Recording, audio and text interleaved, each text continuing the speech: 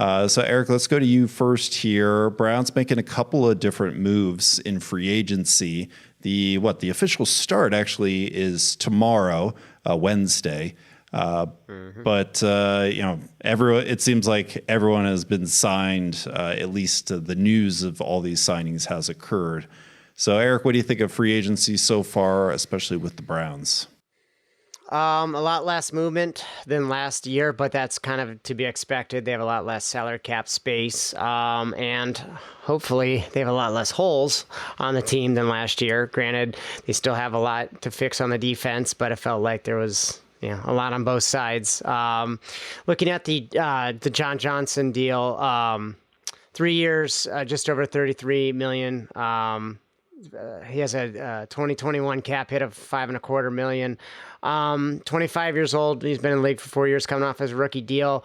I know we had discussed this on this podcast before, but these are the type of deals that we like the Browns to see, and we're sick of seeing other teams taking Brown players after that first contract.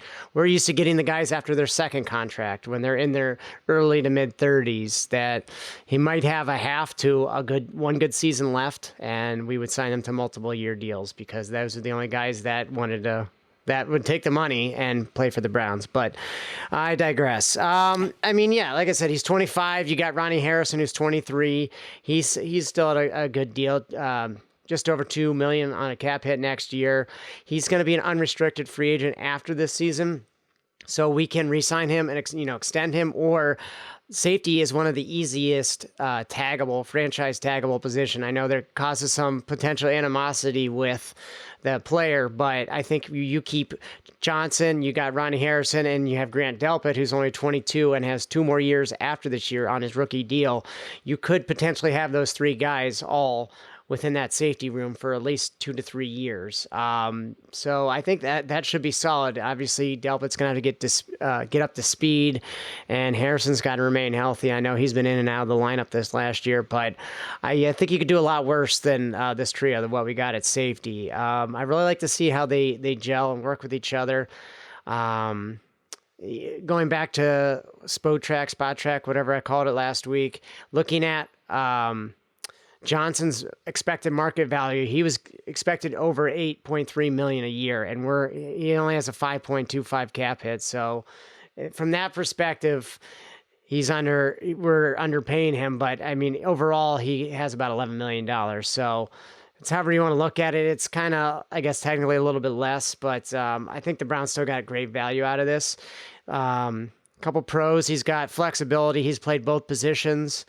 I'm not sure how they're going to designate who does what, but I'm sure they're probably going to put training wheels on Delpit initially because obviously he's the greenest of the 3.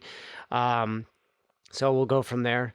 My favorite thing I heard, or I guess I watched, is looking at highlights of his had the nice little C on his jersey, which you don't see that happening where the Browns are getting those from other teams, especially guys in their mid-20s.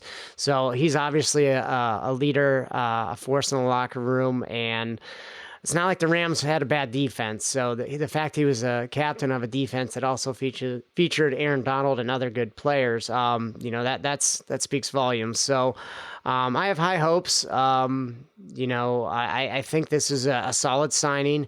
It's in a position that is very team friendly as far as the cap. Obviously, you'd like them to splash in other areas. We can talk about defensive ends as it comes up, I'm guessing, in the future. But just looking this in isolation, only in the safety, I think it was a great move. And, we can't always get, splashes here and there, but I think that was a good start for front office. Drew, we were targeting a couple different players. Shaq Barrett deciding to re-sign with the Buccaneers. Not too much movement on the edge rusher defensive line. What did you think about free agency so far, and do you expect to see more? It's a smashing success, is what I think of free agency so far. My philosophy in free agency has always been one: you go out and you sign one impact player every year. I think the team has the salary cap space to go do that. They will lose some guys here and there, right? They're going to lose Hollywood Higgins most likely. They're losing some depth here and there, right? Terrence Mitchell is a decent player who they're going to lose in free agency, and that's fine. You can replace those types of players later on. But you sign one true difference maker every year. Last year, they happened to get two. They got Hooper, but the big signing for them was Jack Conklin, right? This year, this John Johnson is an absolute home run. He is exactly what this team needed. He was the third highest graded safety in the league last year. That's over Minkah Fitzpatrick, over anybody except there's two names that happen to be ahead of him. I think one is Tyrann Mathieu, but he is an excellent safety. He was one of the best players available on the market at age 25, and the Cleveland Browns had the worst safety ratings in the league. Agent 23, Eric's guy, Sendejo, being a part of that, right? So you go from that. That is an absolutely massive upgrade. And in my opinion, free agency has been a success. I would have loved to have seen two guys. I would have loved to have seen Carl Lawson. I would have loved, to have seen Trey Hendrickson. People that you could point to as the complement to Miles for years to come. But when Miles is making the type of money he's making, it's really hard to give out a multi-year deal at $15 million a year or so. That's what those guys got. They probably deserve it if we're being honest, right? They're premier pass rushers. They were on the market, and good for them, right? So I get the Browns not being able to do both of those things. This has already been a huge success. I am sort of a fan of Takk McKinley. The best way that I think you should look at it is look at who the Browns had in the playoffs last year.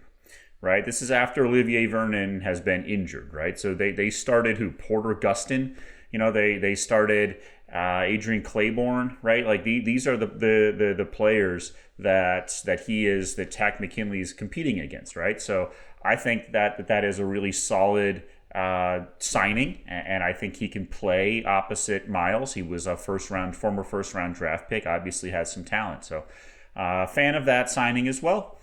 And I just look at this team in terms of the moves they've made, right? So we talked about Porter Gustin to Takk McKinley. We've talked about Sendejo to now John Johnson, right? But let's think about the other guys they're getting back. Terrence Williams to Greedy Williams, right? That is at least a fair trade, right? I hope Greedy can be good. Larry Ogunjobi to Andrew Billings. Carl Joseph to now we have Grant Delpit, right? Like this team's going to be really good, I think. Higgins to Odell Beckham Jr., right? That he wasn't available in that playoff game. Kendall Lamb to Jack Conklin, he wasn't available in those playoffs. So I think this team is finally, I'm going to say stacked, and they have a whole draft class to go. So I'm all for adding selectively here and there. They're the two targets I like. Mike Hilton, William Jackson, would love to get an extra cornerback signing to really complete this free agency class. Yeah, I'll miss Carl Joseph. Sendejo, Sure. he was always around the ball, but always around the ball when there was a big play. Mm-hmm. Eric, what do you think about Takk? Do you think they're going to build a Takk McKinley monument? Nice. That would be great, but not realistic.